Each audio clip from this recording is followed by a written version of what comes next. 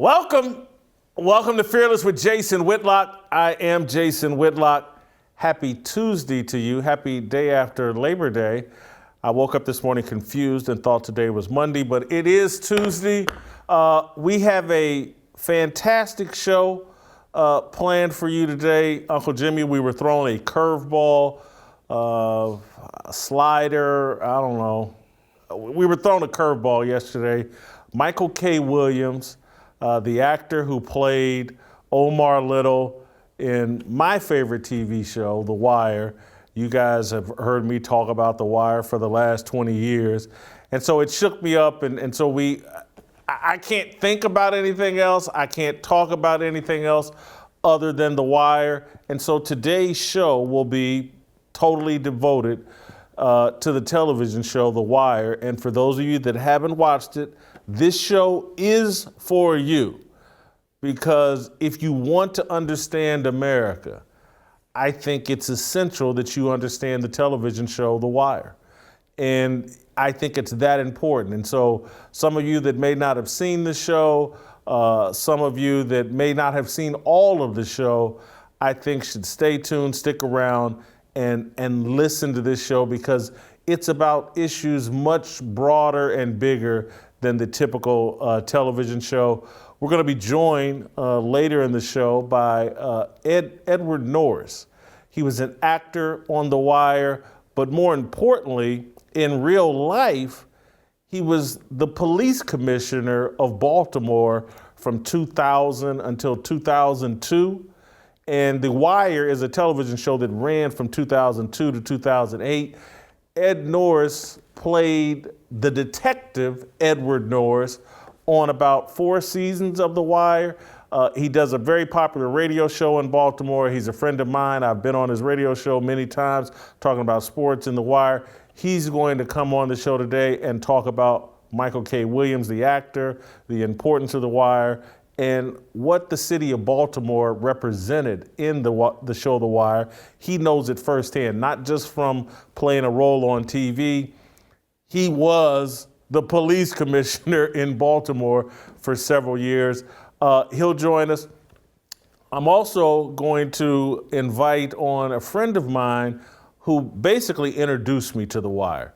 There was a show before The Wire called The Corner. That was also written by David Simon, the creator of The Wire. David Simon, the former newspaper writer for the Baltimore Sun. He and Ed Burns, who is David Simon's television partner, Ed Burns was a former police detective in Baltimore. They did a show before The Wire called The Corner, and that show was about drug users and the impact of heroin abuse on the city of Baltimore.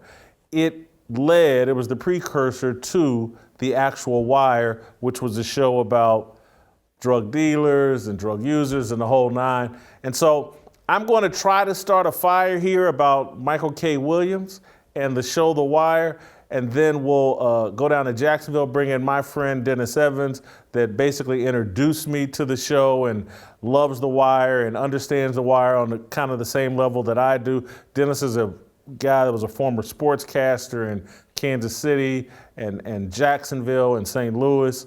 But we're going to have a big discussion on my favorite TV show. And then we're going to end the show. Uncle Jimmy has told me he's prepared a eulogy for Omar Little, not Michael K. Williams, but a eulogy for Omar Little, the famous character. Jim, you want to preview any of that, or should we just wait? I just want to keep going. All right, well, I'm not joking about this fire starter. The greatest show in the history of television lost its greatest character, greatest ambassador, and greatest actor yesterday. Michael K. Williams died of an apparent drug overdose inside his Brooklyn apartment. On the iconic TV show The Wire, Williams played the iconic role of Omar Little, a gay stick-up man who robbed drug dealers while adhering to an unshakable moral code. The Wire was a show about cops, drug dealers, drug users, and politicians.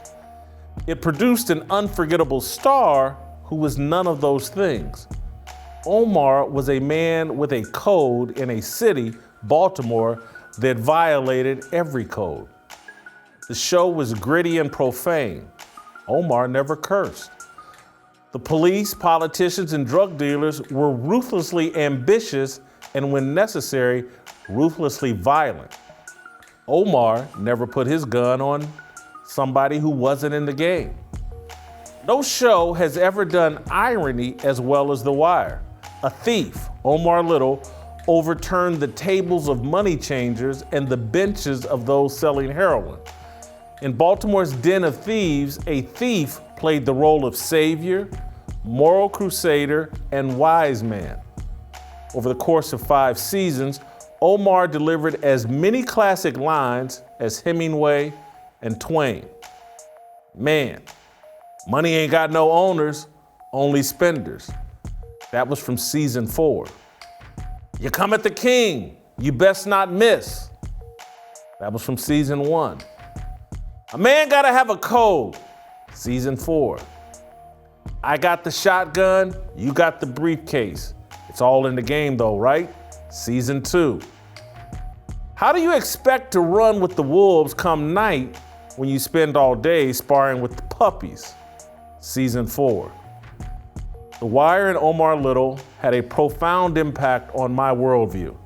The creator, David Simon, produced a narrative arc that explained America and its urban cities in a sophisticated manner. The Wire did what black rappers falsely claimed they were doing with commercial music. The show exposed the perversion of our drug war, the perversion of black culture, and the perversion of politics.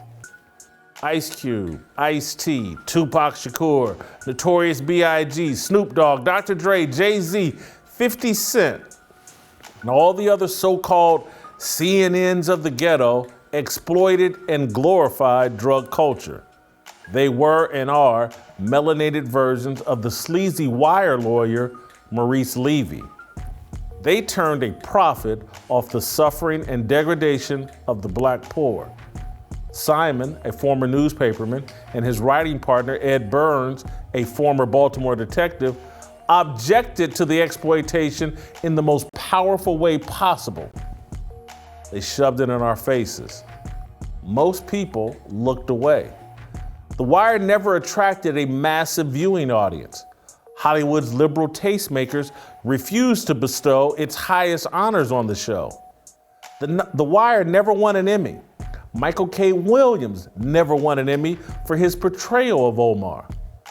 The alleged champions of diversity and inclusion, the liberals who all just love black people, reserved their biggest accolades for The Sopranos and James Gandolfini, Breaking Bad and Bryan Cranston, Mad Men and John Hamm.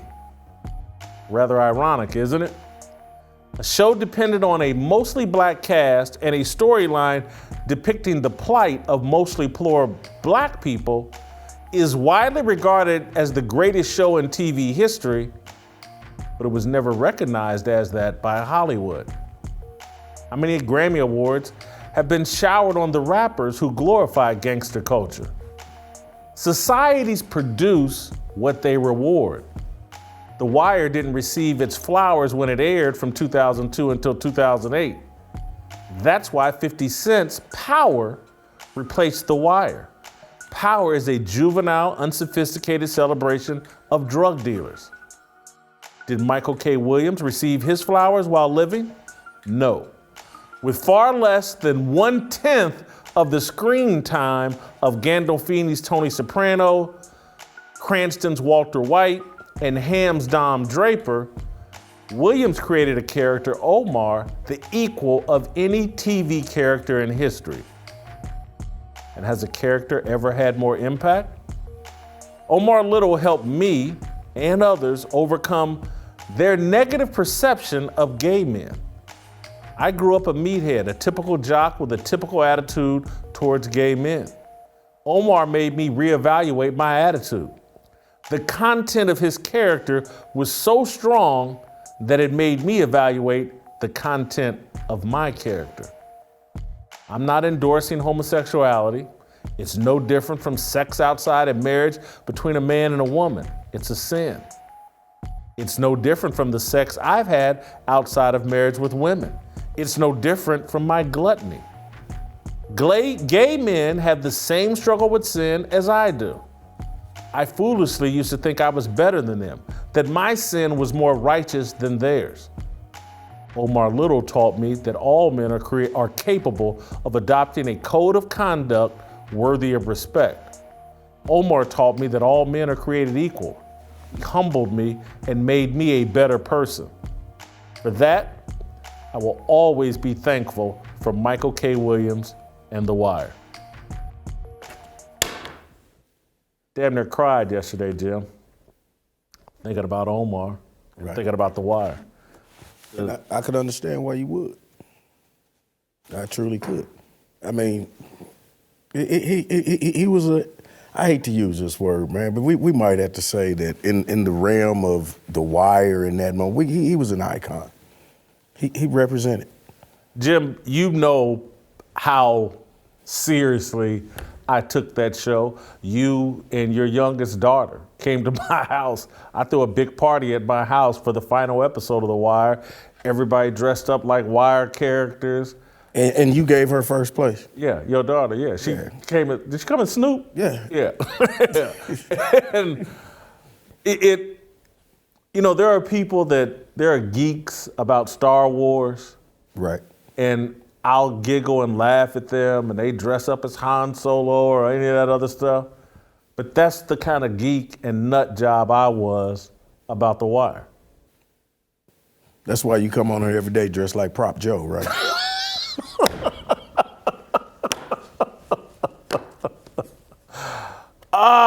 You know what? You just gave me the great signal to bring in Dennis Evans, so I don't have to listen to these fat jokes. Dennis, don't laugh because he was clowning you before we went on air. So don't make me Dennis, hey man, first of all, Dennis, you and I are from Kansas City. Right. This dude is not from Kansas City. Don't listen to this dude. Okay. This dude is from Overland Park. This dude had his own swimming pool. Right. He wouldn't lie on you. This dude invited Carl Peterson to his house. Come on, man. All right, Dennis, ignore the prop joke, fat joke that Uncle Jimmy cracked on me. Although I will say this, and get ready for the beep button, look the part, be the part. That's straight from The Wire. So much for that. Jim, we're going to cut down on the cussing on this Look, show. man, I'm keeping it real. The Wire, you know, it was gritty and profane, and that's one of the great lines from Prop Joe. He was coaching the basketball game, I think, in season 1. Anyway, Dennis, I think The Wire is the most important television show ever. Do you agree? And if so, why is the show so important? Absolutely, I agree. First, I have to say I'm a little bit disappointed. I was expecting you to give me a Ayo for my introduction, and if he was going to do the prop Joe, you needed the braids. Let's go with the braids. Let's get a braid wig. Let's do that. But no, this is, one of our connections early on being in Kansas City was, The Wire. And I tell people I was living out of town when The Wire was on. And you and I would sit down on Sunday nights, and this is the only television show I've ever done this with. We would sit down on a Sunday night and break down the show, do a full analysis after the show was over. It was just crazy, but that's what the show meant. To me, it comes down to, 3 things. It was relevant. That was a television show that was relevant. It was one of those shows, and a show to me that's good is one that stands the test of time. It was relevant back then. It's still relevant now. And if you watch this show, just like The Corner, if you watch it 15, 20, 30, 40, 50 years down the line, it's still going to be relevant. The other thing that it was revealing. It gave us all a peek behind the curtain. It let people, look into a world that if you're the average citizen, your average person is not going or living in a place where you're going to be able to say, hey, I know, people know couple of guys doing a little bit of, this and that here and there, but guys who are truly living in the street and living that life. Most people don't get an opportunity to see that, not only from the street level, but to be able to see that, from the political level, to understand what it meant in the school system and to see the disadvantage that these kids were at in a school where you're trying to get an education and, there's a whole different world going on that I think other people don't see. And the last thing is real. One of my only knocks sometimes on The Sopranos was I think they took a few too many liberties, with The Sopranos sometimes. But there was never a time when I watched The Wire where I thought, that's not real. It was a real television show. And to me, that's what makes it the best television show of all time. I mean, the characters, the writing, the acting, everything about it, I felt connected to them, and they made me care about things that maybe might not have been on my radar, but it made you genuinely care, and it made you ask questions as to why. You wanted to know why things were a certain way, why certain people don't have options, because a lot of these kids didn't have options for the life that they ended up in. And I think that's what The Wire gave to us, is it made us look at ourselves and say, how do we as a society have a place where this takes place? And this is real life to these guys.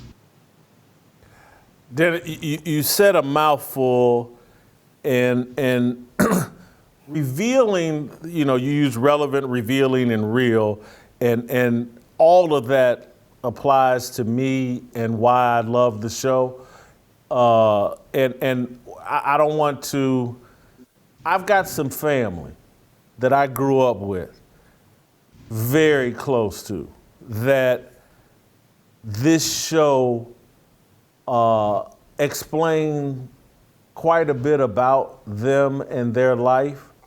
And it's a part that I understood and I wanted other people to understand, because I think people have a misconception about the poor and a misconception about how they operate within a drug culture or a ghetto culture and how they make the decisions that they make. I understood it, but I never thought somebody from Hollywood or a TV show could actually explain it. And this show did explain it. And again, it doesn't excuse it. That was the other thing I loved about it, because I'm not a person that wants to excuse anything. And so I loved the show for what it revealed to the rest of America, and things that I couldn't maybe put into words or try to explain to people, like, how does this happen? How do these situations happen? How do people make choices, compromise choices like this? And we all think like you just come out of the womb and you can choose the good path or the bad path. And a lot of times the culture, society will push you down a path that you think is like the only path available to you. And that's what I thought The Wire represented. It just spoke to my heart, and it just, I call The Wire basically the Bible of TV for me. It really explains my worldview, and the people that have read anything I've written about America's drug war, pieces I've written for Playboy magazine, and people when I was at ESPN and trying to explain mass incarceration and all that. I just thought this was like a sophisticated novel, documentary that was just told in this brilliant, beautiful way, that was compassionate to everybody. And Dennis, I'm gonna go back to the real, because we talked about this yesterday. One of the things I loved about The Wire, and it wasn't just about how it portrayed poor black people in the inner city, but I thought it portrayed cops very fairly. And you and I were having this discussion yesterday about, and I'm just gonna say it, I'm not gonna apologize for saying it, but I've tried to explain to people, like Derek Chauvin, the cop involved with George Floyd, he's more Roland Presbalewski than he is some evil monster. And if you watch The Wire, there's a white cop named Roland Presbalewski who is a good person, well-intentioned, but he's an idiot that had no business being on the police force. he took the butt of his gun and put out some black kid's eye. He did a lot of dumb stuff, and you never felt like there was evil intention. There was just somebody that had no business being a cop, and a lot of times, I just thought the Wire portrayed police fairly, but didn't demonize them, and that's one of the things I respect about the show. And to take that a step further, that's the same person who then later on became a teacher at the same school where these kids were going, and worked with them in his free time, took one of the kids under his wing who, lived with family that would steal his clothes, that would steal his food, and he would bring clothing to the kid at school. He set up programs for these guys after school, and he was genuinely invested. And I think that's one of the things that I like too, that they showed about it, that there are people, I don't care what walk of line you're in or what profession it is, there are people who care. And one thing you said to me like years ago when you talked about, despair, and you said one of the biggest enemies to people is, especially to our black youth, is despair. When people feel like there is no help, when people feel like everyone is against me, then you just give up hope. So to be able to see someone like a Prespolusky, he was an idiot. He had no business being a cop. His family had been, police, and that's how he got in. I think maybe it was like a father-in-law or somebody like that. But he was someone who, was a great teacher, great in education, but had no business being a policeman. And I like that later on they showed that side of him, and the fact that he was somebody who was compassionate. He was someone who cared. Jim, did you have something you wanted to add? I just thought you hit on it about all of the different aspects that it showed, but I think it also gave you an inside look on drug addiction. I mean, it gave you, I think the Bubbles character gave you an inside look at how people make a decision that, I have this drug addiction, but I'm still a good person. I mean, that down to the very end. I mean, you're talking about down to the very end. I mean, Dookie. Come on, man. Yeah. Dude, there were, for people that haven't seen the show, in season 4 and 5, the first 3 seasons are about a drug dealer, Avon Barksdale, and his crew. He's partnered with a guy named Stringer Bell, and they got lieutenants, Weebay Bryce and D'Angelo Barksdale and blah. And it's about the Barksdale crew basically for the first 3 seasons. And then they come back in seasons 4 and 5 and show you a group of young people, kids that are in like 7th, 8th grade, and they basically give you the backstory of Avon Barksdale and Stringer Bell with a new bunch of kids, basically showing you how they're formed, how it's created, and even all the way down to Bubbles, because Dookie basically represented Bubbles. Daquan was this great kid, great heart, actually smart, but born into this horrendous family system and structure of no support, family members, and then he gets involved with drugs, and then he befriends Dookie. I mean, he befriends Bubbles, I think, it's some other drug user he befriends, because Bubbles got up out of drugs by the end of it. But they basically showed you how life just repeats itself, and it creates a new Bubbles, and it's this kid named Daquan. Anyway, I want to go back to Michael K. Williams, because Dennis, you hunted up something I thought was fascinating, an interview he did with the Breakfast Club. And Michael K. Williams, brilliant actor, overdoses on drugs. As I mentioned in my monologue, the character of Omar Little, powerful on many levels, but also I think it's the first show where a gay person was actually the hero, the ultimate hero of the show, and the person with the strongest moral code. But Dennis found a clip of Michael K. Williams doing an interview on the Breakfast Club that kind of leads to a different discussion about how his sexual identity and the identity of being Omar perhaps overwhelm Michael K. Williams? Let's play the clip and then I'm gonna let Dennis explain. My girl was like, oh, there go Omar from The Wire. And I was like, okay. And then my other friend was like, you know, he's gay though. And I'm like, no, that's just a character that he plays on the show. That's not him in real life. And people sometimes do get that, especially just when that was only what people knew you from initially. You know, I'm gonna keep it 100 with you, right? You know, this last job I did out there in San Francisco, man, when we rise, it made me look at a lot of things in my life that had happened to me. You know, like I mentioned it on Terry Rose. You know, I'm a survivor of molestation, you know what I'm saying? And we're gonna leave it at that, you know, and yeah, I did question myself, and we're gonna leave that at that, you know, but, you know, where I've been is really nobody's business, and what I do in my bedroom or have done in my bedroom, I'm just not, you know, I'm not at liberty to talk about that really, but I will say this much, I definitely had to look at some things in my life and some questions I had in my life and that got aroused in me playing my characters, you know, so I'm there with it right now, you know what I mean? Wow. Dennis, there was another clip that we don't have, but tie those 2 points together that you made to me, I think yesterday when we were talking about this. As I was starting to really research Michael K. Williams, and, you know, I knew him as Omar. I knew him as a guy who was a New Yorker who had been, you know, involved with so many, you know, youth charities and doing a lot. He was a New Yorker. He was a guy who was deeply invested in that community. But I wondered, I didn't know. Was this a guy who was gay? Was this somebody, you know, what was the struggle? What led him to drugs?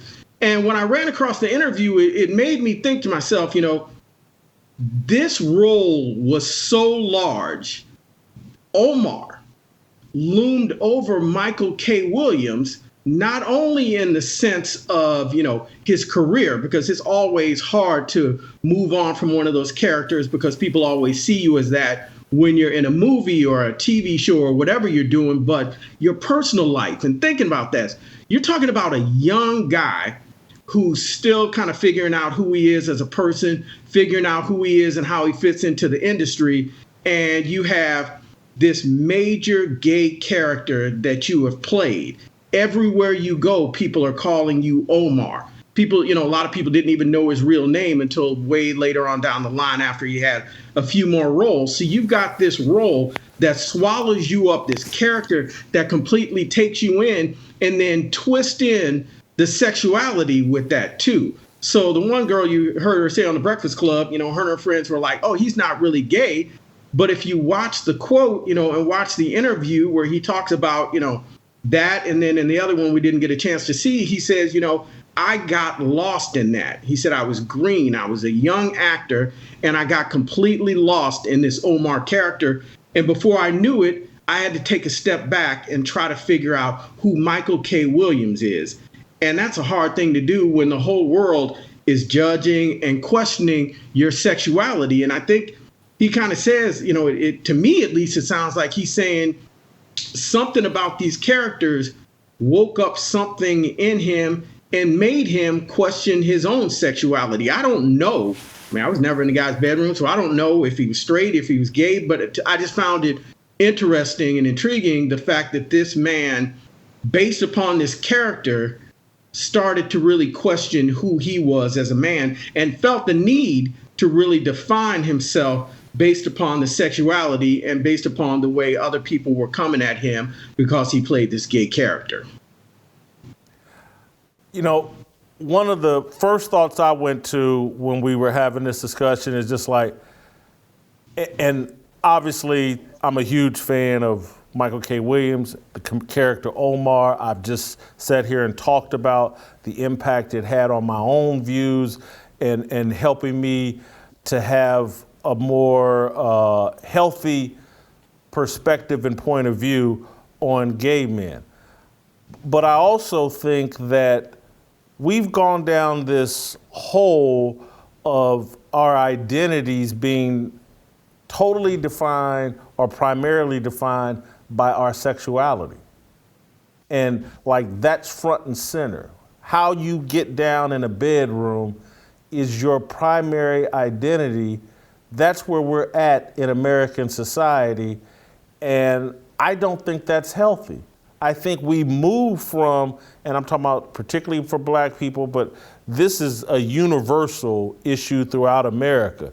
We've moved from seeing our identity in Christ, seeing our identity as husband, father, brother, provider, all these other things that I think are far more important than how you get down in your bedroom.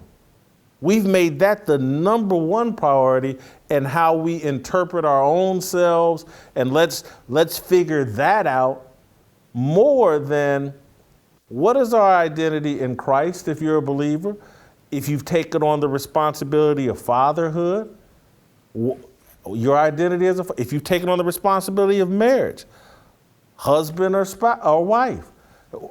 We spend all of our energy trying to define what arouses us, and whatever arouses us is most important. I think it's a mistake. I think that carrying this burden that Michael Williams was perhaps carrying, and because that character put the sexual identity burden on his back and he couldn't shake it off. Maybe that played a role in his happiness, lack of, or abundance of happiness. I'm not sure, but that's one of my takes, Jim. The thing I think that's interesting about what Dennis brought up with this clip and listening to this clip, this is what Mama meant by when she said, you keep going to the barbershop, you're going to end up getting a haircut.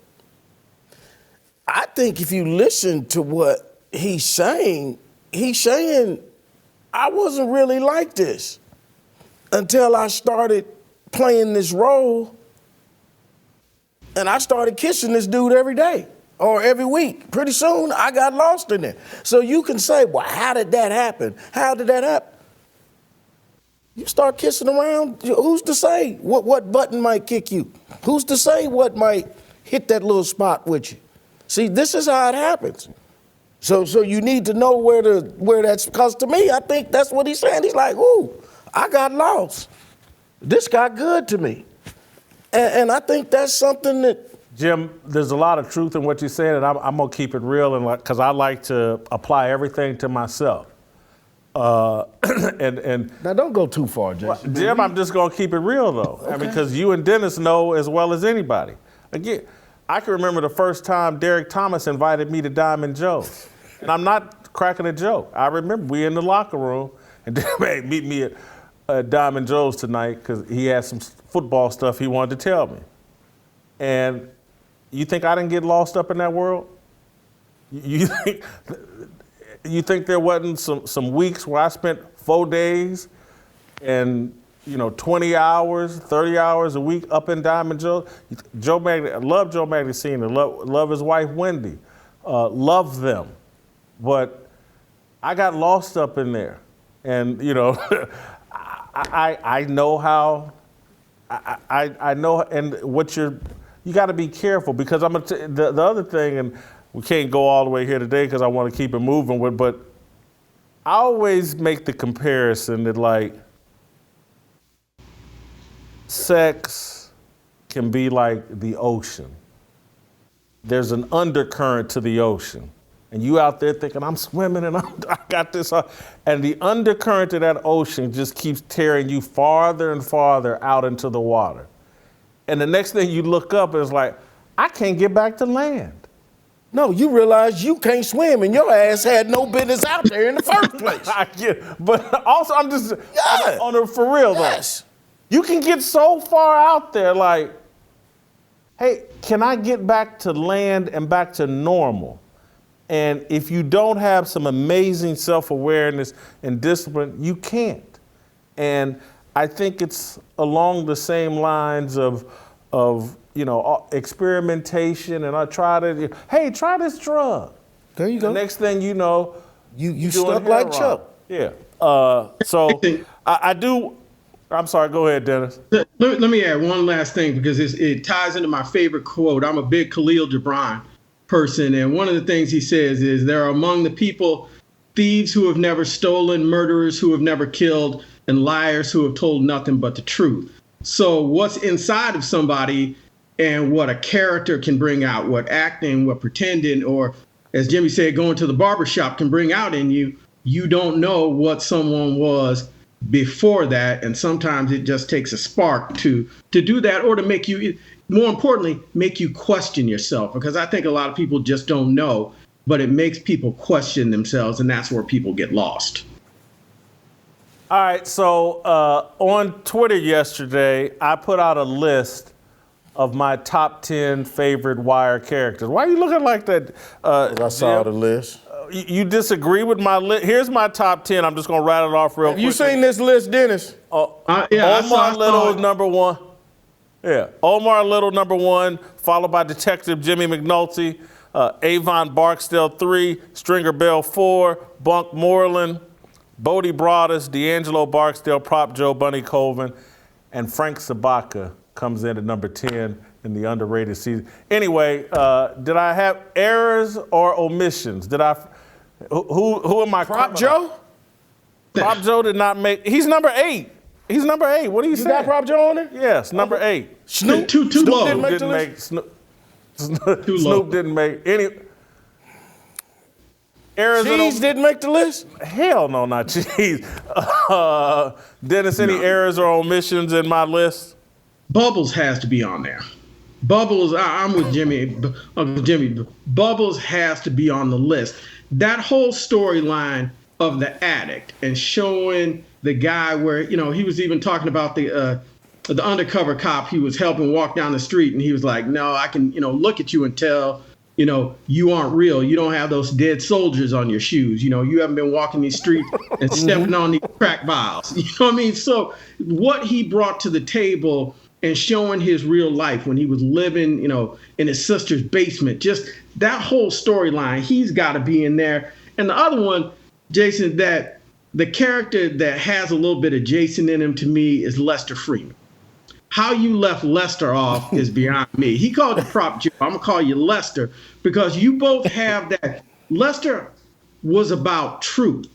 Lester, and I'll say that about you. You are about truth. You're about righteousness. You're about do it, the right way, go by the book. That's really what's, your nature. And that's how Lester was. So I would have thought you would have liked him. Plus, you got to remember, he pulled D'Angelo's girl. The young thing, the 20-year-old from not Diamond Jones, but I thought that would have made him your hero.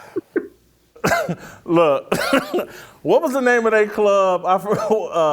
Orlando's. Yeah, Orlando's. Yeah, Orlando's was. And when I put this list out yesterday, Lester Freeman was the one omission that needed to be in my top 10. I agree. I agree with that, particularly when he turned the girl from Orlando's into his bottom chick. Hats off, Lester. Yes. Hats off. Lord have mercy. But I'll just, so if Lester goes in and Bubbles go in, who has to come out? Who's overrated?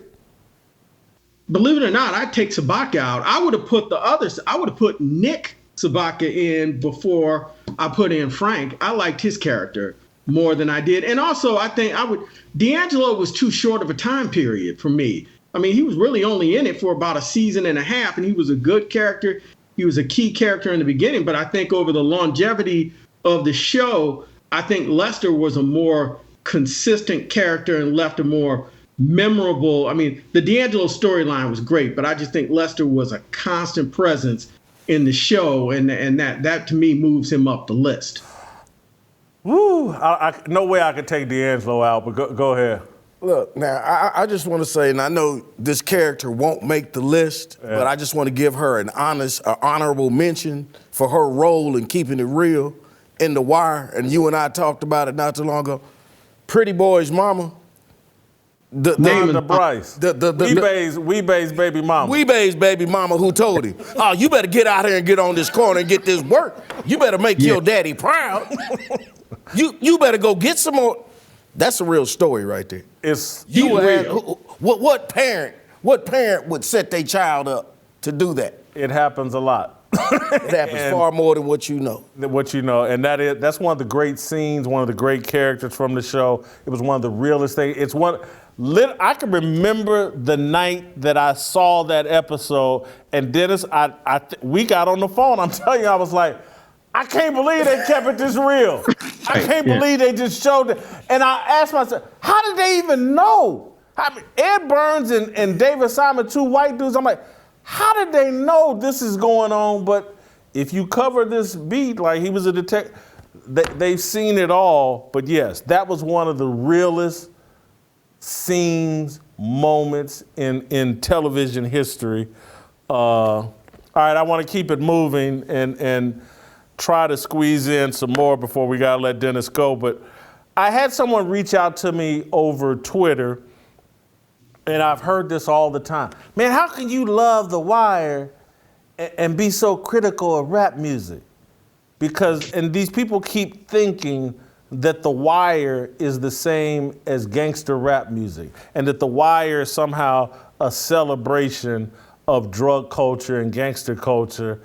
And I just keep trying to explain it. Hey man, what show are y'all watching? This is not a glorification of anything. It's basically a documentary of what's going on in these inner cities and the communities in major cities. Rap, on the other hand, is like celebrating this. But Dennis, do you have a thought on? Am I right, wrong? I just don't see I agree. The Wire. No, I'm sorry, Jason. I mean to interrupt. The difference is The Wire showed you the consequences. They showed you always the consequences of whatever your behavior was. You know, there's always somebody gunning for you. Somebody's always at your neck. Somebody's always wanting to take your money. The police are at you, and sometimes the person next to you is your worst enemy. Whereas, you know, when you're listening to music, a lot of the music that's out here now is music that's saying, is people who never did it telling you, you know, what they would do, what they should do, and stuff like that, and talking about things that they've never done. Now, there are a lot of, you know, young rappers who are out there living that life, but you also see the consequences that, you know, a lot of them are facing. But The Wire never glorified it. It put it out there and said, this is what it is. This is the game, and there's no two ways about it. And to me, the biggest part is it always showed the consequences for everybody. You know, that bleeds into another point that you and I had, or it's something you were kind of passionate about. The Wire's death scenes, you know, they were not a glorification and violence for violence sake.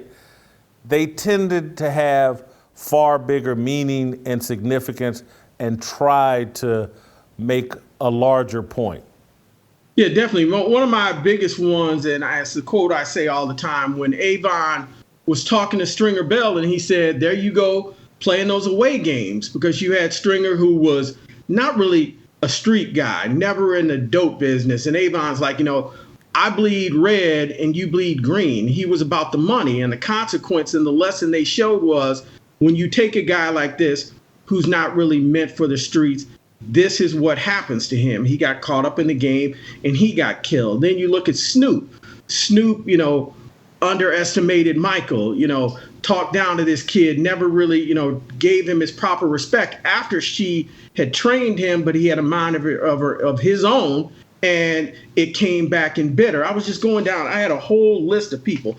Bodie, the loyal soldier, stuck with it the entire way, just true to the very end. And that's how it happens. The lesson is the soldiers are the ones who die. And I mean, that's what I liked about The Wire, from the security guard being shot, from Avon's girlfriend being murdered. You know, all of those things were not things that were glorified. It was just showing, you know, Prop Joe, the way that they did Butchie, all those guys, their deaths carried a meaning to it. You know, Butchie, I'm going to be loyal to the end. You know, that's what I was going to do. He was completely loyal to Omar, and he paid the price for that. And I think that's what I respected about the show. Sometimes I felt like in The Sopranos, it would just be a crazy killing. I'm like, I don't even know why that just happened. But I felt like whenever I watched The Wire and somebody got killed, there was a reason behind it. And I left there feeling something and learning a lesson from it. And I just always appreciate it. It goes back to the part about just keeping it real, and they always kept it real. Hey, Dennis, speaking of the Snoop Mike line, I mean, Right. I think the other thing that The Wire had, I think it just had great lines. You got to give it to Snoop. Snoop had the greatest line ever before being killed. How my hair look? Hey, Mike. How my hair look, man? How my hair look? I'm gonna go more serious because you read off a whole list, and to me, to buttress the point you were making earlier about the consequences and why The Wire was so important and so real, you left out the most important death scene to me was season 1 when Bodie had to kill Wallace. I was getting ready to say Wallace. And oh, man. Oh, man. You trying to make us I'm telling cry. you, season one, I've probably watched 15 times all the way through. And every time, even just talking about Wallace getting killed, I'm moved right now.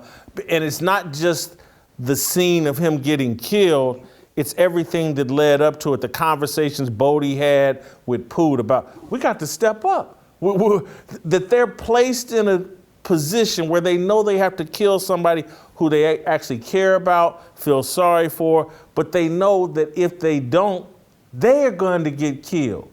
And so this is another great example to me of why The Wire is so different from rap music in terms of, does gangster rap, do you ever listen to gangster rap music and want to cry? Maybe Dear Mama on Tupac. Does the violence and stuff they talk about in gangster rap music, does it ever pull at your heartstrings and make you be like, this is horrendous? This is horrendous for Bodie. This is horrendous for Wallace. It's horrendous for Poot. This is just, look at this horrible situation the drug game and this lifestyle has put these, because I think Bodie at the time was 16 years old. Because, he went to the detention center, he went to the juvenile, he was just 16 years old. And he's having to kill another 14, 15-year-old boy because if he doesn't, he gets killed.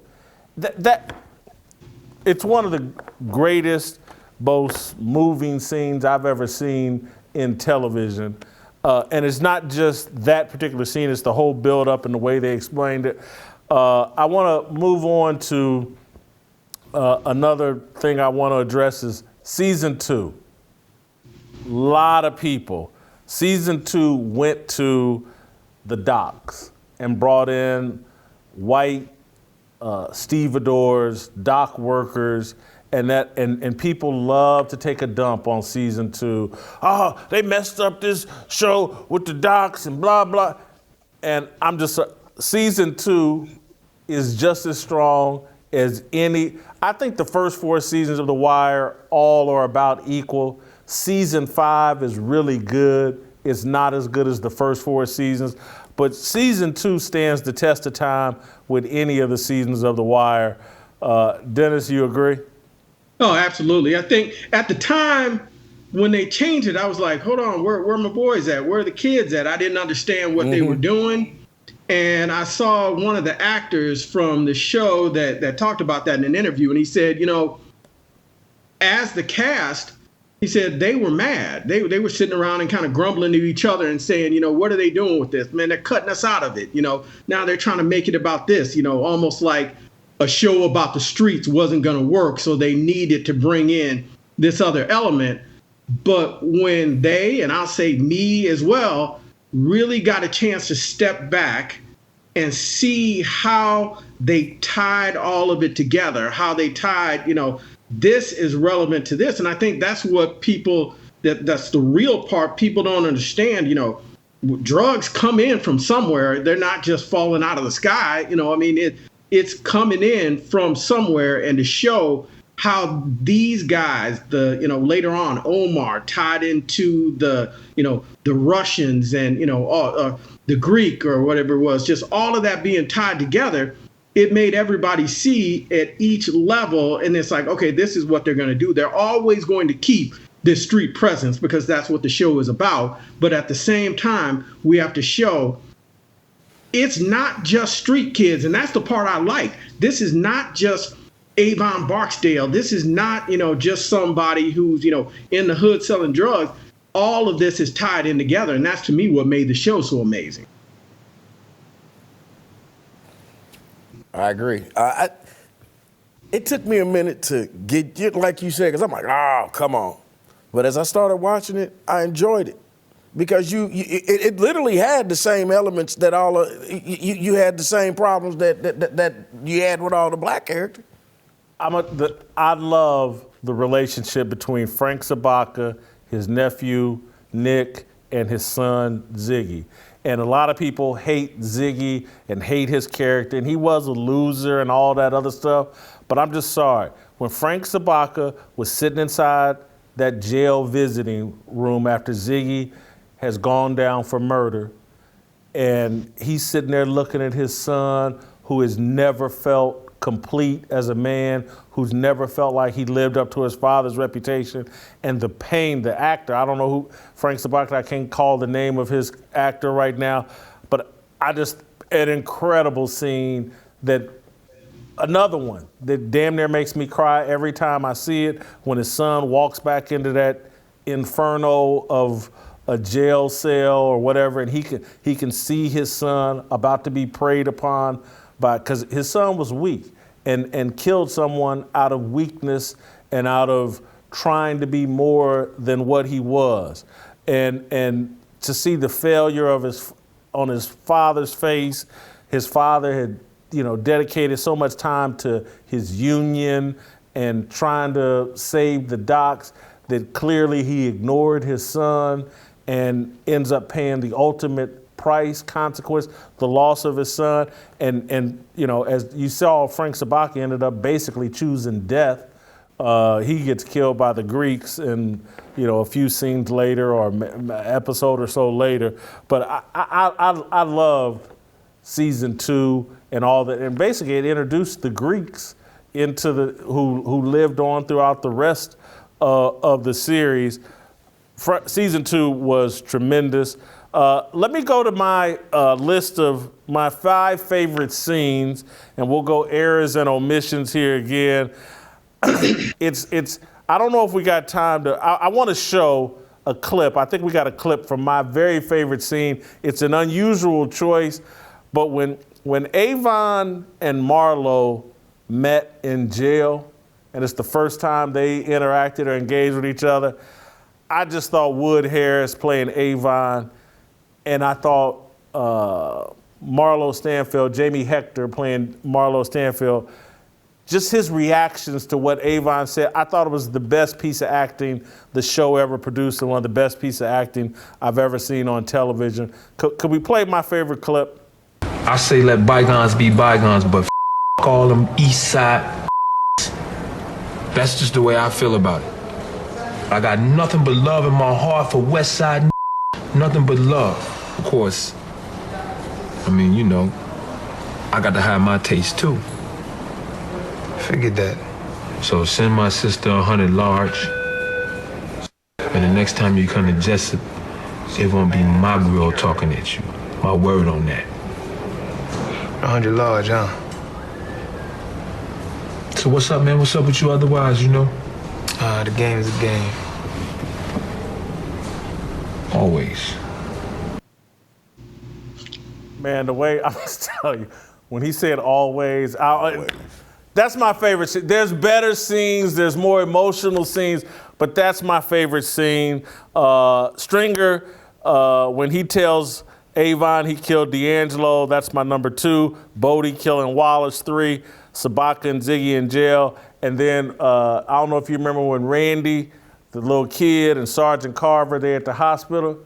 You gonna save me, Sergeant Carver? You gonna help me, Sergeant? Woo! I cried. Anyway, those are my 5 favorite scenes. Dennis, the errors and omissions?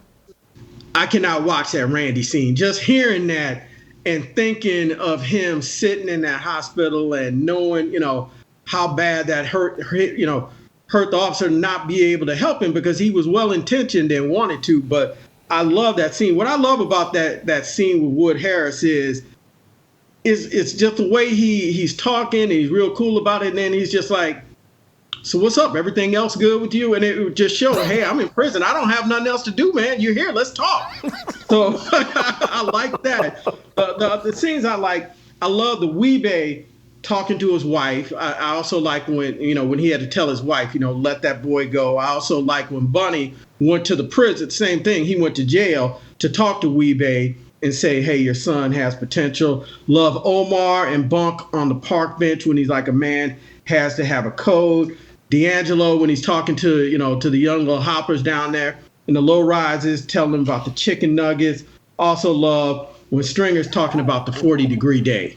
I use the 40-degree day all the time. I love that. And then I told you my other favorite one is the opening scene set the whole tone when they had those dudes in there and they walked the guy by and told him, your boy snitched on you. He told us so much, we gave him McDonald's. And they walk him by and he's stuffing French fries in his mouth. And then they take the other kid and he puts his hand on a copy machine. And the copy machine. And he's saying, "True. Did Pookie kill Ray Ray?" False. I mean, that to me, that just set the whole. That's a true story, man. We've done that before.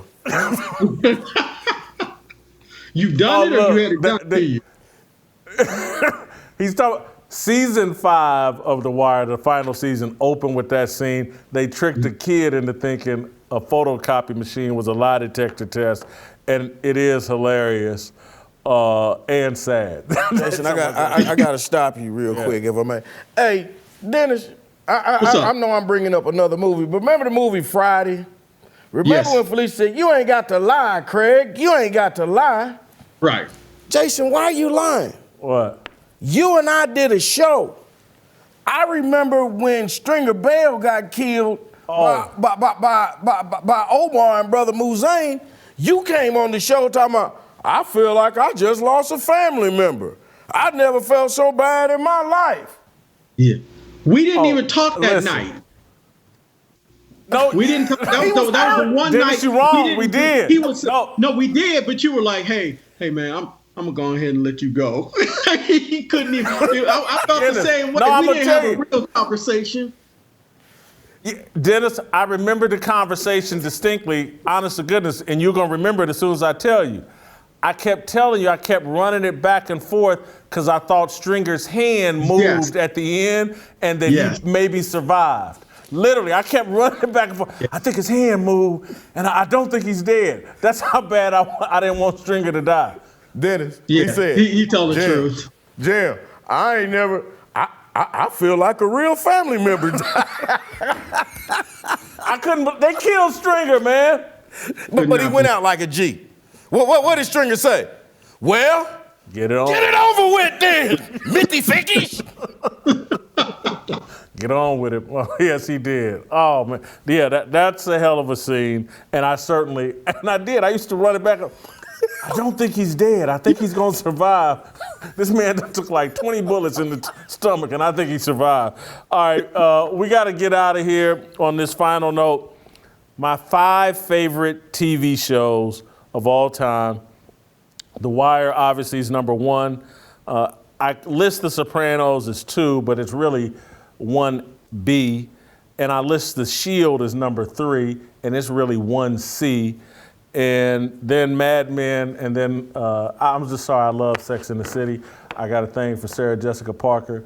People get on my ass about liking Sex and the City, but Jason, I like Sex in the City, Sex in the Country, Sex on the Subway, Sex on the Greyhound. I got to give Dennis credit. He turned me on to The Shield, too. Yes. He turned me on to. But anyway, that's my top 5 shows. Any errors or omissions? I'm with Big you. Love on there.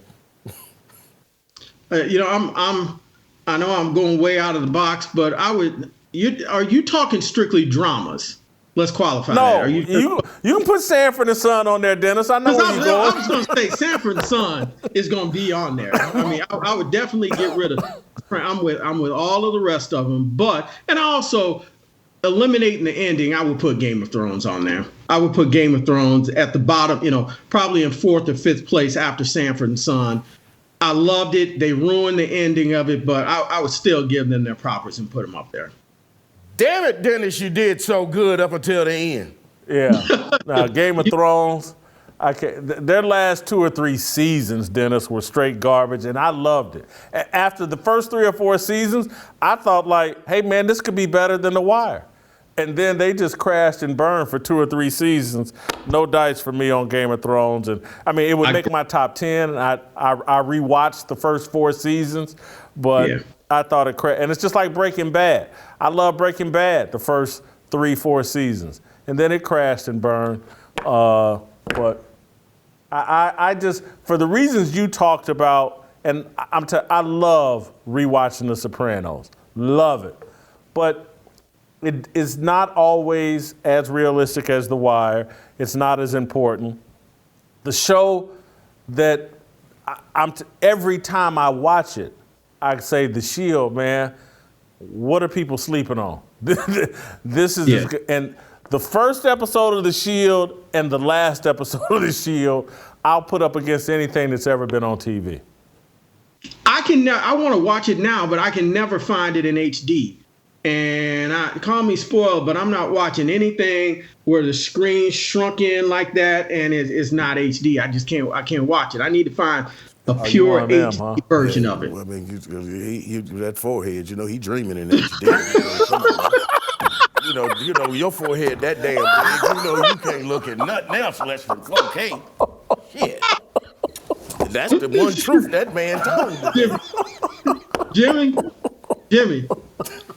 Don't make me have you take that hat off. It's always the brothers with the hat off. Crack the head jokes. I told you, Dennis, you want to come here laughing at them Prop Joe shows. He loaded for you, man. He said your head looked like a helmet. He looked like the Michigan helmet. Before they had face masks. It just looked like a piece of leather over his head. Oh, wait a minute, man. I said that about you in Kansas City when you was on Channel 9, man. That's all. We've always joked about that, man. Come on, man. Hey, all right, Dennis, we got to let you go. Thank you so much. Go do it. Thanks, guys. Appreciate you having me on. Good seeing you, man. All right. All right. You've heard me talk about the great food and our friends over at Good Ranchers and all they have to offer. You may have even seen me sampling some of their great food right here on the set. Their chicken breast options are all 100% Cornish hen, and their beef options come pure 100% grass-fed cattle, and all of their chicken, beef, and pork are all USDA graded. The quality of the food you'll get is unparalleled, from their Ranchers Classic and Family Feast bundles to their Prime Seafood package. Good Ranchers has plenty of great food for everyone in your household to be very satisfied with.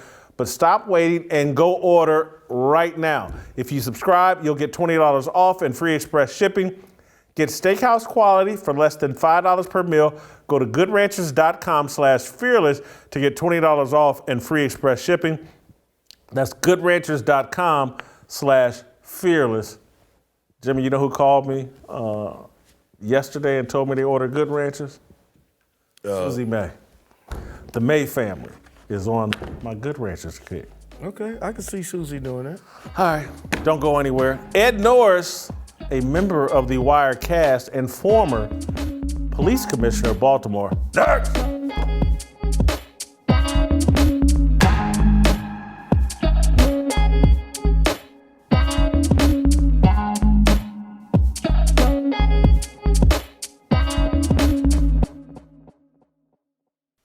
And did you and Monel shoot your boy Pookie down on Carey Street just like Monel said you did? Nah, no.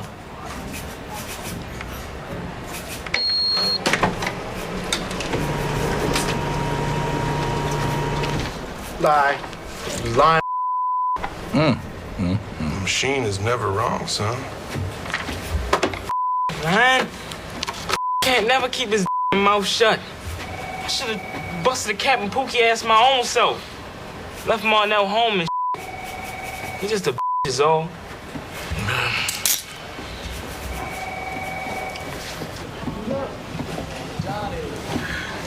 bigger the lie, the more they believe.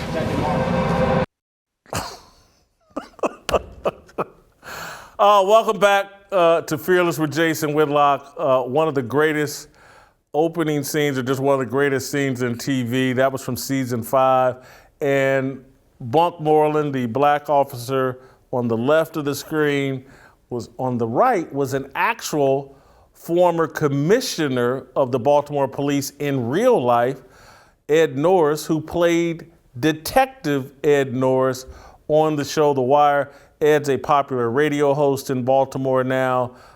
He's out of politics, thankfully, survived politics by the skin of his teeth. Got to work with Michael K. Williams and all the people on the great staff and team of The Wire. Ed Norris, welcome to the show.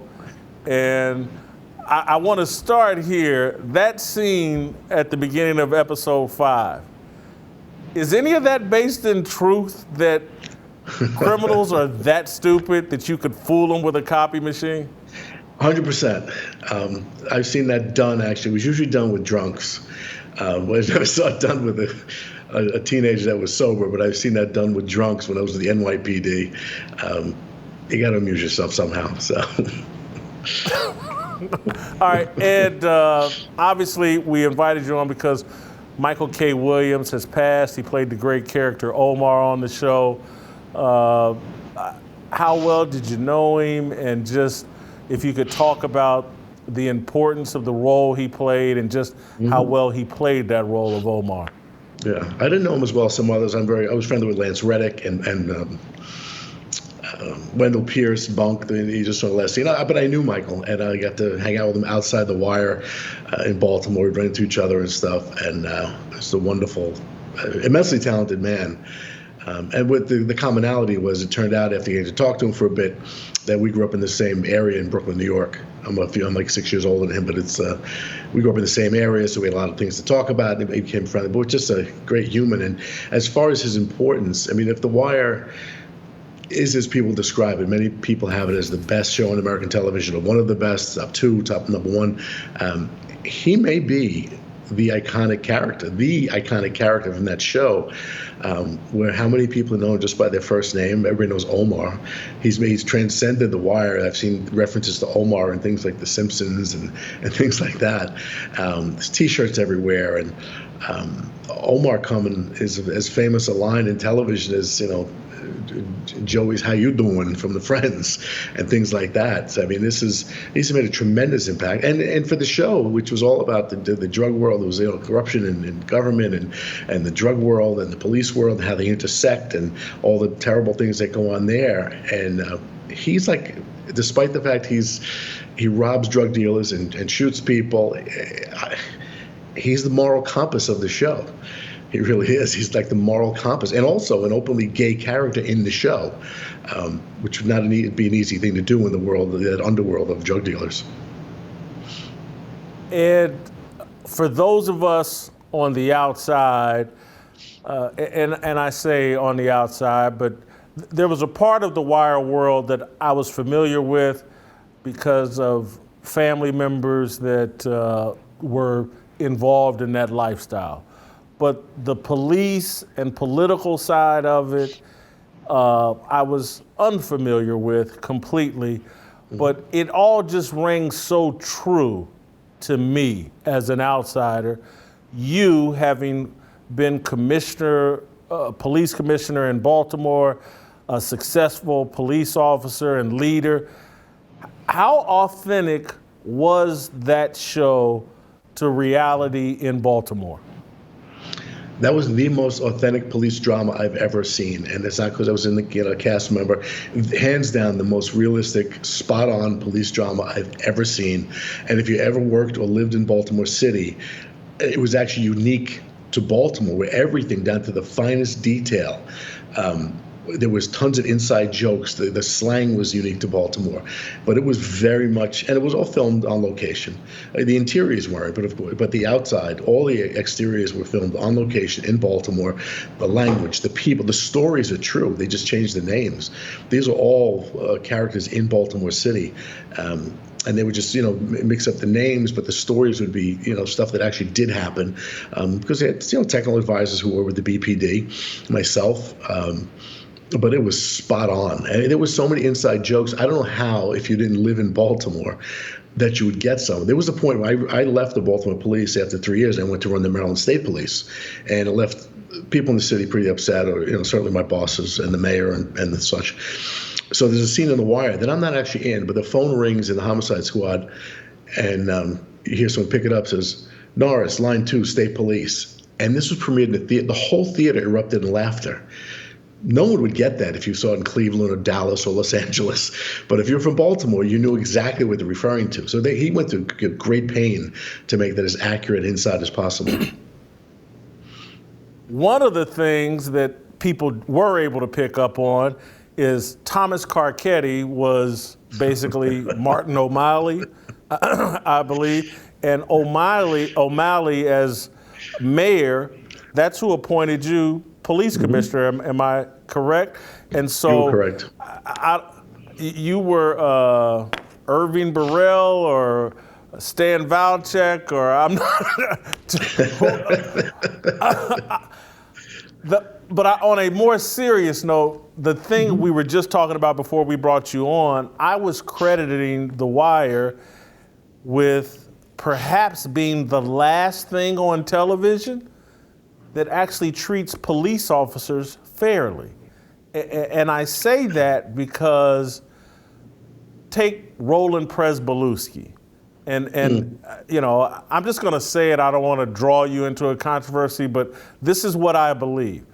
Derek Chauvin in Minneapolis is probably more likely Roland Presbolewski, an idiot in over his head that did something that led to someone's death, the same as Roland Presbolewski taking the butt of his gun and putting out a black teenager's eye. He's not some evil person. He's someone caught up in a system that can bring out the worst in people if they're not self-aware and if they're not always 100% perfect. And so that's what I credit The Wire for. It didn't demonize drug dealers. It didn't demonize the police. It didn't demonize the people in the community. If anything, it demonized politicians, and I think they deserve it. Everybody else is just a worker bee. The police are just doing what they're instructed to do by politicians, and the community's just reacting to the forces from the politicians and the rest of the community. That's what I credit it's the last thing I've seen in mainstream media that's actually fair to police. I think they were fair to both sides. I think you're right. I think they were very fair to the police, where they humanized a lot of the police officer characters in the show and showed them, as some were warriors, some really went out as true believers, some were lazy or corrupt, and the vast majority were just in the middle going into work every day. They also humanized the drug dealers, which I had not seen done. Either they make them heroes or anti-heroes or villains. This, I thought, showed them as, a lot of kids trapped with no opportunity. They get into this, they end up in this horrible life, but they're human beings with the same desires everyone else has. I thought they did a great job of humanizing both sides and taking swipes at the politicians, which I think was pretty well deserved in most respects. I thought they were real fair to everybody. I just think they did a great job as keeping this as real as possible. And I think I hate to jump ahead if we're going to talk about this, but the closure, the final episode of The Wire, was one of the best I've ever seen. As much as The Sopranos are criticized for the terrible ending or the disappointing ending for their series, I think The Wire was brilliant in the way they just showed the futility of the drug war, where, the kids are still slinging, the cops are still typing and working, and nothing at all has changed, despite the 5 seasons and all the people that have died. All the people that have been killed in that show, all the things that have gone on, all the lives that have been ruined. The life goes on, and the drug war continues with great futility, and everyone's just doing their part. The police, the drug dealers, everybody. And I thought they did a brilliant job of it as a close. I thought the first 4 seasons of The Wire are all even. They're all immaculate. I think the final season of The Wire is great.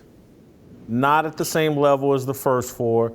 And even though I love them slaughtering the media, because we certainly deserved it as a longtime journalist. Scott Templeton is a perfect example of what goes on in the mainstream media.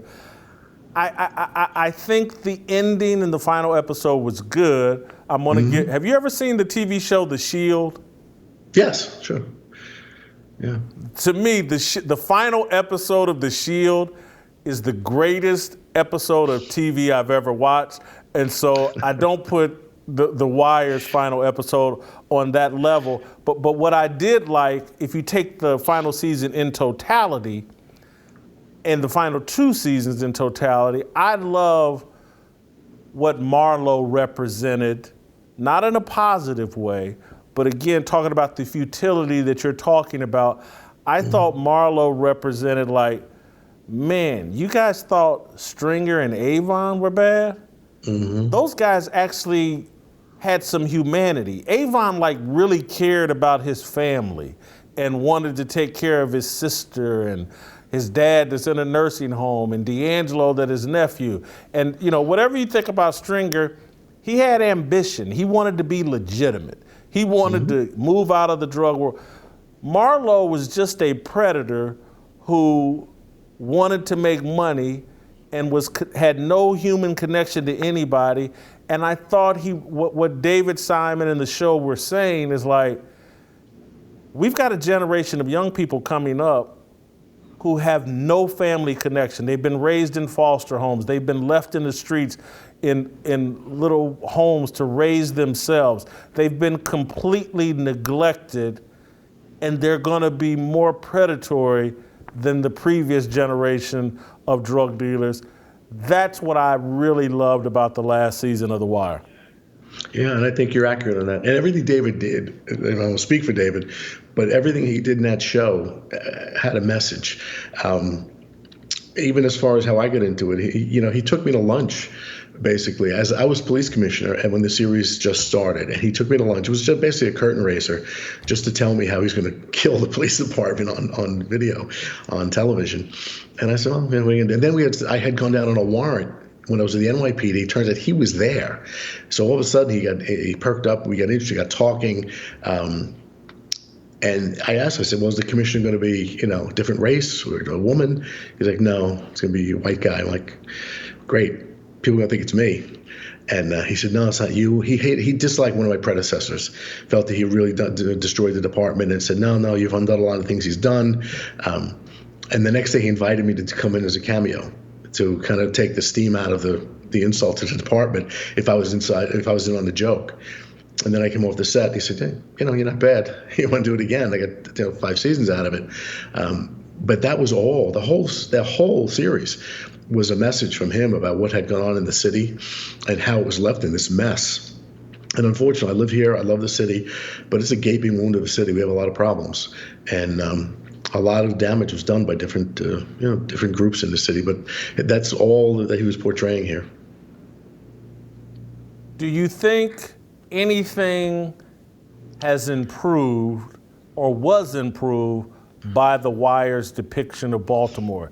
Did anybody in Baltimore do things differently or better because of The Wire? I don't know about that. I know for a while the city had a lot of hope.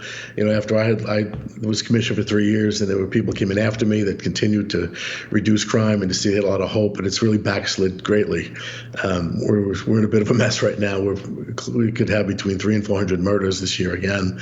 We're in a bad way here. I don't know if it's changed anything. I think the national message was more powerful because nothing really changed here.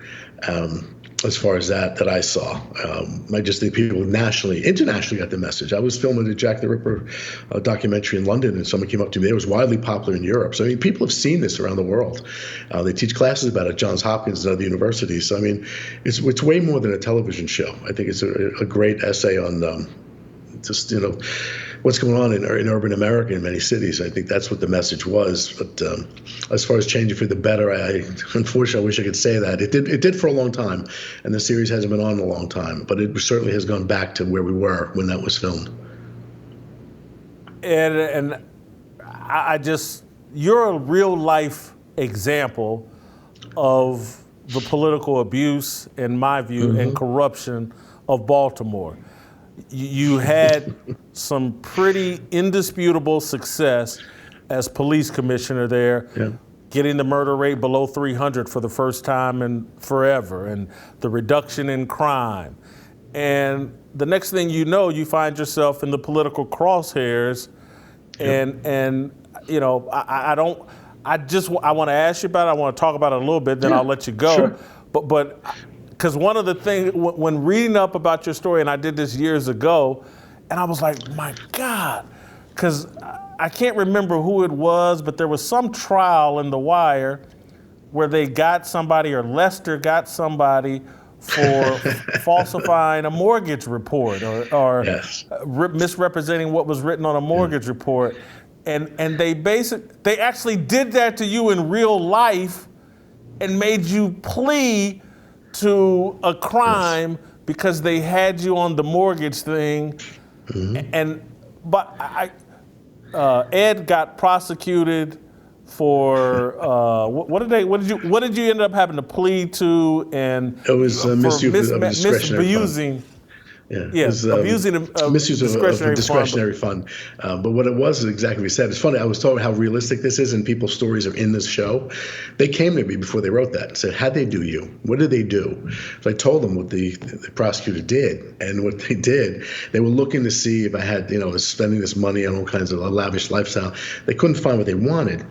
What they did find was when I bought my home in Baltimore, I borrowed some money from my father, but $9,000. I grew up poor. That's what my friends all did. We didn't have any money, just to make sure you have enough to get you over the closing and all. I borrowed $9,000, and I paid him back at some point. Unfortunately, we had signed a letter saying it was a gift, and the day I paid my father back the money, it technically becomes a loan, which means I lied to an institution backed by the federal government. And the quote was, and you talk about people, you think drug dealers are ruthless? I was told by the prosecutor that if you don't we have you on this, if you don't take a plea, you'll never see your son grow up. He was 4 years old at the time. So I would have said I shot Kennedy if it's at that point. That's what they do to people. And that's the corruption we have here, unfortunately. But that's exactly what happened. You're right. And it was written into the show, yes. And I could never, did you have to spend time in jail? You got a sentence like 6 months. How much time did you have to spend in jail? I spent 6 months inside. It was kind of, even that was crazy. I was in 3 different prisons. I was in Eglin Air Force Base in Florida. I had a hurricane bear down on us. They took us out, immediately sent us to Yazoo City, Mississippi for a couple of months. And then I finished in the penitentiary in Atlanta. So it was fun all around. Well, Ed, I don't know if the slang came from you, but I remember the great Avon Barksdale and Weebay Bryce saying, you only do 2 days. The day you go in, and the day you come out. That's true. That's probably exaggerated. Ed, thank you for the time. Sorry for your loss. It's a big appreciate loss for a lot of people. You joining us on the show. All right, Jay, it's good to see you. All right. That's Ed Norris, former Baltimore police commissioner, former cast member from The Wire. He played basically himself, Detective Ed Norris, and then in real life got caught up in a political assassination that's commonplace in some of these major cities. All right, stick around. Uncle Jimmy is going to eulogize Omar Little. I can't wait to see this. All right, go to youtube.com/Jason Whitlock. Hit that subscribe, hit that like button, leave a comment. Also, if you're listening to this on Apple, leave a comment, leave a rating, get our weight up. We need you to hit that 5-star button on Apple. All right, Uncle Jimmy. I just want, I wanna be, I just want, I wanna be, I just want, I wanna be, I just want.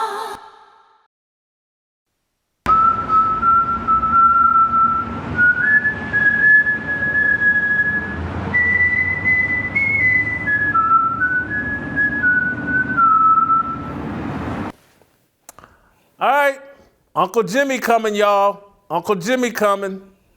For those of you that watch The Wire, you know that's playing off of Omar coming, and I believe Uncle Jimmy, or as I'm calling Ernie Isley here, wants to do no shirt for this eulogy, Ernie? I just need my bulletproof vest on right now. That's all I need, man. Oh, yeah. I But guess. you know, I mean, you using the analogy. You talking about Ernie Isley, but you know, I'm sure that if Omar could help write something for the Isley brothers, he would probably say something like, well, can a feeling guarantee that your happiness shall endure? Huh? All right, then. Go ahead, man. Get on with this eulogy for Omar. Just 1 minute for me. Please. Get yourself together. Thank you, I appreciate it. Dearly beloved, we're gathered here today to say goodbye and pay our respects to the dearly departed. It means that he was once dearly, and now he has departed. That's true. In other words, Omar dead, y'all. And I know it's hard to believe that we must say goodbye to, in the words of Tony Montana, one of the last bad guys in the industry. Yeah. I'm here to tell you that Omar was a simple man. Wow. Omar was the type of guy that enjoyed puffing on the Newport just as much as he enjoyed puffing on a little young Puerto Rican boy. Don't preach. Now, Omar was known in them streets as being a man's man. And there's no one that would argue with you about that, Jason. Wow. Omar was known on the streets as the original Scarface. And he always respected the rules of the game that he played. Wow. Meaning, if he robbed a business of their illegal business, he would always make a purchase. You understand? Remember he went to the liquor store, bought a pack of Newports. Remember when he went to Prop Joe? He took him his clock to fix. See, in other words, I'm telling you, the boy had character. You know, Omar was what they call wise beyond his years. See, I don't know if you know this, but Omar was the first person to coin the phrase, if you gonna come at the king, you bet not miss. Okay, now let us not forget that this is the dude that told Brother Muzane, he said, I suppose we could, or we could settle this once and forever. He did say that. Okay, now I don't know if you remember this, Jason, but that was the alliance that led to the takedown of your boy, Stringer Bell. Wow. Now I'm gonna tell you this now, I don't know if Omar's in heaven, and I don't know if he's in hell. I just know that when he get there, he gonna be whistling, Farmer in the Dale. R.I.P. Omar.